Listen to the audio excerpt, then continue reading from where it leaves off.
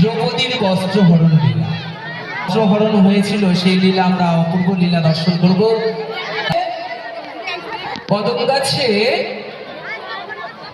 কানাই চাঁদ আজ কি করছে, বংশী বাজাচ্ছে। তাই সখীরা কেমন করে সেই ছল করে ওই গোবিন্দের সাথে নৃত্য করছে, গোবিন্দ লীলায় গোবিন্দ মুরলী বাদন করছে, আর সখীরা কেমন করে আনন্দ করছে আমরা দর্শন করব এবং তালে তালে করতালি দিই। হরি হরি বল।